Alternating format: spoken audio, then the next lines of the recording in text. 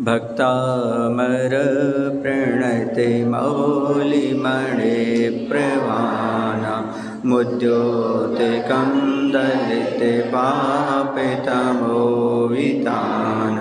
सम्यक् जिनपादियोगं योगादा वालम्बनं भवजले पतितां जनाना। बोलो आदिनाथ भगवान की जय। आचार्य मानतुंग महाराज की, आचार्य गुरु विद्यासागर जी महाराज की। काव्य नंबर 15 कौन सा पढ़ना है? काव्य नंबर 15 पढ़ना। चित्रम किमत्र यदि ते त्रिदशांग नाभिर नीतम मनागपि मनोन विकार मार्गम कल्पांत काल मरुता चलिता चलेन किं मंदराद्रि शिखरम चलितम कदाचित् चित्रं किमत्र यदि ते त्रिदशांगो नाभिः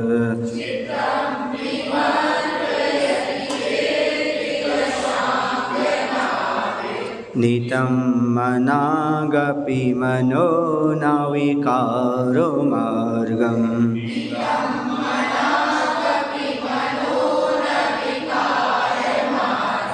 कल्पांत काल मरुता चलिता चलेन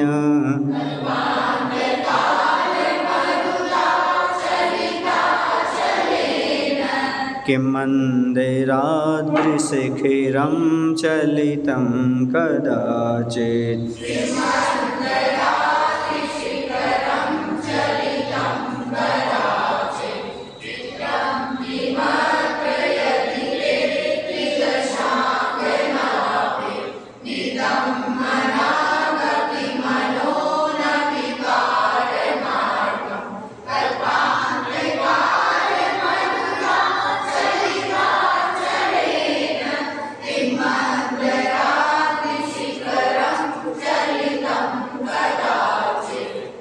भगवान की जो स्थिरता है वह मेरु के समान अचल है।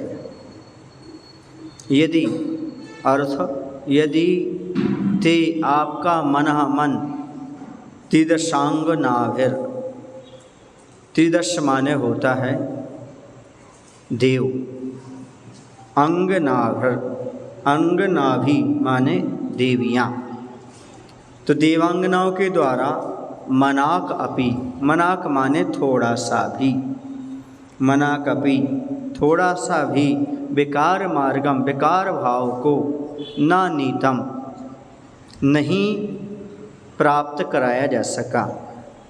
तरही तो अत्र इस विषय में चित्रम किम, चित्रम माने आश्चर्य, किम आश्चर्य क्या है? चलिता चलेन, चलिता चलेन माने होता है पहाड़ों को जो अचल हैं ऐसे, चलित माने हिला देने वाले, कल्पांत काल मरुता प्रलय काल की पवन के द्वारा, हवा के द्वारा, किम क्या, कदाचित कभी, मंद्र आद्रि शिखरम मेरु पर्वत का शिखर, चलितम हिलाया गया है अर्थात नहीं हिलाया गया। अर्थ क्या हुआ?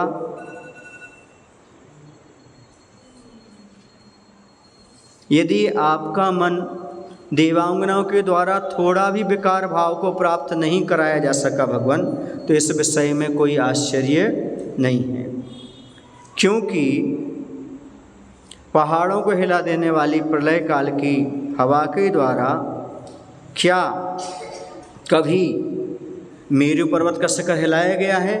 अर्थात कभी नहीं। जिसने बहुत सारे पहाड़ों को हिला दिया, लेकिन मेरु पर्वत को प्रलय काल की हवा भी कुछ नहीं बिगाड़ पाई। वैसे ही देवी देवताओं के, देवियों के द्वारा बहुत के मन टिक गए, लेकिन आपका मन कभी नहीं लगा, क्योंकि आप अन्य पहाड़ जैसे नहीं हैं, आप कैसे हैं, मेरू पर्वत के समान हैं। तो यहाँ पर जो उपमा दी जा रही है भगवान की, जो मन कहना चाहिए उसकी उपमा दी जा रही है मेरू पर्वत के समान, या मेरू पर्वत जैसा मन भगवान का। और देवांगनाओं की उपमा दी जा रही है प्रलय काल की हवा के समान।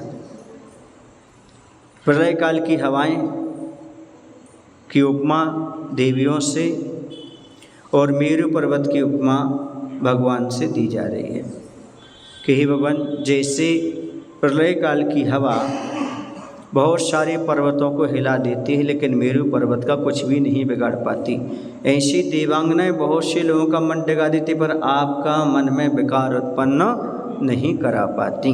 इसमें कोई आश्चर्य की बात नहीं है, क्योंकि आपका मन कैसा है, सुमेरु पर्वत के शिखर के समान है, अडिग है, अचल है और स्थिर है।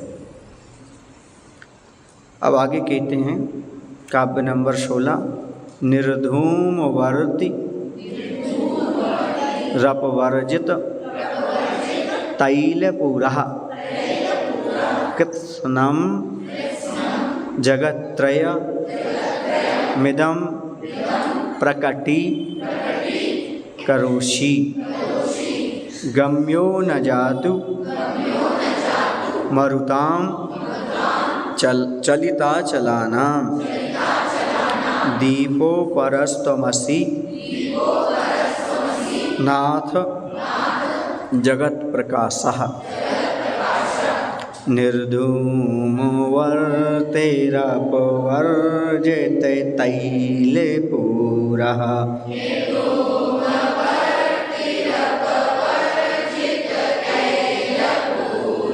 कृत्स्नं जगत्त्रयमिदं प्रकटीकरोषि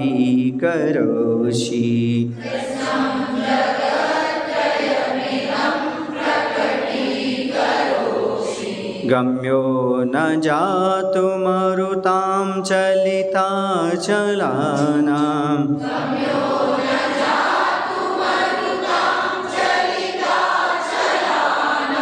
दीपो परस्त्वमसि नाथ जगत्प्रकाशः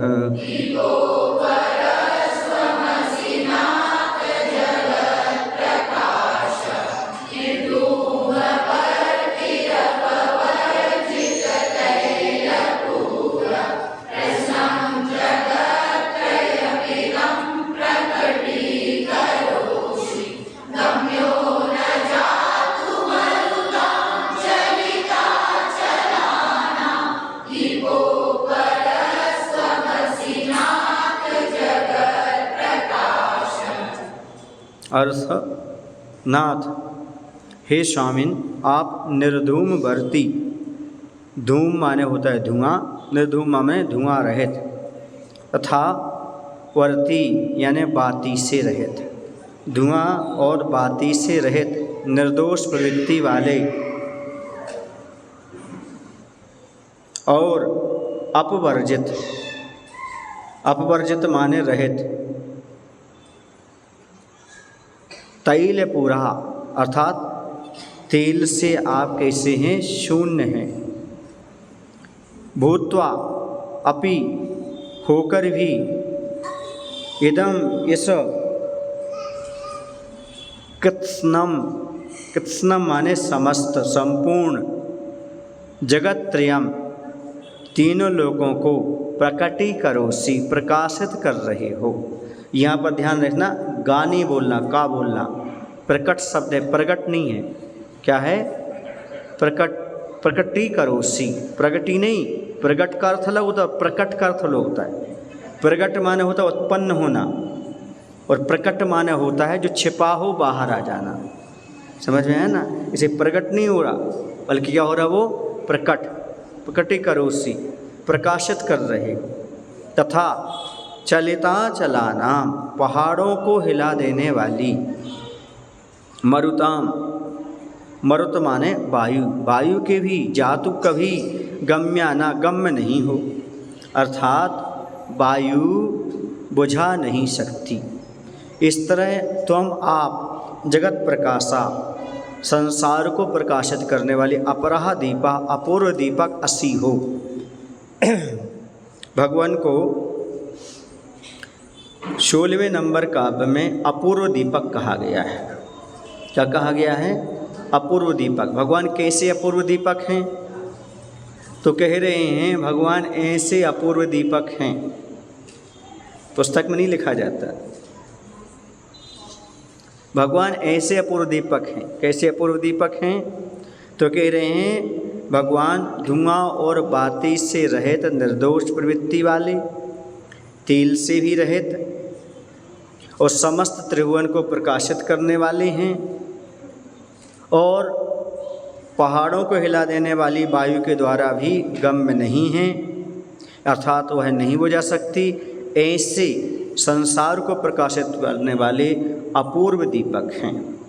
कौन? भगवान। पहले चंद्रमा आदि की उपमा दी, सूर्य आदि की उपमा दी, और उपमा दे रहे हैं दीपक की। दीपक में क्या होता है? धुआं निकलता है, उसमें बाती होती है, उसमें तेल होता है। लेकिन भगवान का जो ज्ञान रूपी दीपक है, केवल ज्ञान है, उसमें किसी प्रकार का कोई दोष नहीं है। और यह जो दीपक होता है थोड़े से स्थान को प्रकाशित करता है, लेकिन जो भगवान हैं उनका केवल ज्ञान रूपी दीपक तीनों लोगों को प्रकाशित करने की क्षमता रखता है। ऐसे भगवान अपूर्व दीपक हो। आप जैसा और संसार, अपूर्व का अर्थ क्या हो गया? पूर्व में नहीं हुआ ऐसा दीपक, या आपके समान और दूसरा कोई दीपक नहीं है। ऐसे आप दीपक हो जो समस्त लोग को प्रकाशित करने वाले हो, और किसी प्रकार की और कोई सहयोग आपके पास नहीं है। अर्थात भगवान का जो ज्ञान है हमारे जैसा ज्ञान नहीं है, क्योंकि हमारा ज्ञान क्या है? इंद्रिय और मन की सहायता से लेकर के चलता है। किसको लेकर के चलता है? उसी का नाम तो हो गया क्या? बत्ती और तेल, इंद्रिय और मन। और धुआं मतलब परोक्ष है। इसे धू धू करके हमें उस पदार्थ की ओर जाना पड़ता है, लुढ़कना पड़ता है, तब हमें पदार्थ दिखाई देता, जान पाते हैं। और भगवान के ज्ञान में सारा का सारा झलक करके आ जाता है। तो ये भी हमारा दोष है कि हमें उस पदार्थ की ओर जाना पड़ता है, दृष्टि दौड़ाना पड़ती है, तो हमारा ज्ञान जान पाता है। ये भी धुआं ही हो गया। क्या हो गया? और कभी कभी कैसा होता है, किसी पदार्थ के बारे में सही जानकारी नहीं लग पाती, मिथ्या रूप जैसा भी हो जाता है, काला काला सा हो जाता है, धुआं जैसा होता है। आप लोग बोलते भैया ये तो धुआं में लट्ठ चला रहा है, मतलब इसे कुछ जानकारी नहीं, सही ज्ञान नहीं है ऐसा। तो इस प्रकार से भगवान का तो सारा का सारा प्रत्यक्ष हो जाता है। इसलिए भगवान कैसे हैं? अपूर्व दीपक हैं। बोलो आदिनाथ भगवान की, आचार्य मानतुंग महाराज की, आचार्य विद्यासागर जी महाराज की जय।